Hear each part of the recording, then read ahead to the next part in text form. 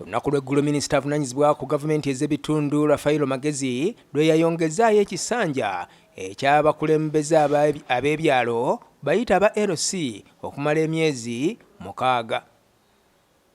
Bannayuganda de balindirira okulonda abakulembeze b'ebyalo kyokka olw'ebbula ly'ensimbi gavumenti ezze eyongezaayo okulonda.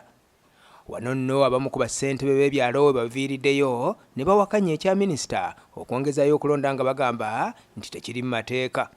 Ne bakansala LC3 bakakolerewa wansi wa town clerk. It will be better for our country. Ate tujja kusevinga sente nyingi nnyo. Kakati I appeal eri Speaker Amongi. Bayero simu Uganda tuli mitwalo 8. We are 800,000 leaders. So we are really the backbone of the administration ya gwanga lyaffe.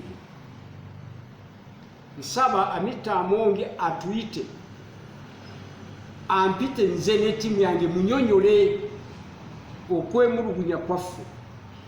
Omu ku bano nga ye Yasin Omar okuva e Muyenga ye yeekubidde enduulu eri sipiika wa paalamenti ng'agamba nti aveeyo abataase baddemu beetegereza etteeka ery'okulonda abakulembeze b'ebyalo okulonda kw'abassentebe kudde mu gavumenti ez'ebitundu kuggyibwe mu kakiiko k'ebyokulonda. Magezi tasobola kwongeza ebisanja 2. Teeka limukkiriza ekisanja kimu kyokubiri eba paalamenti. Kati gazeti gyataddewo ebadde erina okuteebwa nani na clerk to parliament ng'atadde resolution ya parliament. Akati problem gye tulina kati amateeka ndaba temuli kukwasaganya ebitongole byaffe bya gavumenti.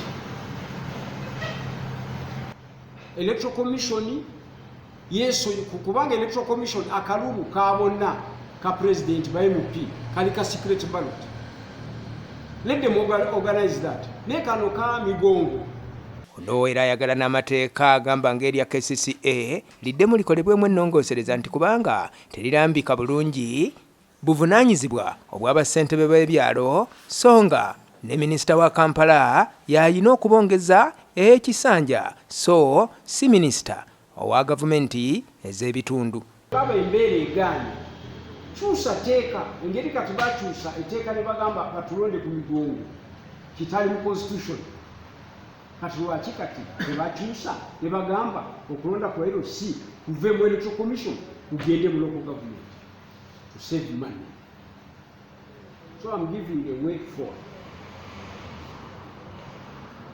Kakati ffe mu Kampala okwongeza ebisanja ebyo mu mateeka tebitukwatako mu Kampala kubanga ffe twetongodde. So somebody can challenge what we are doing is illegal. You see the point? Era mpulira bangi bagala kugenda mu kooti already.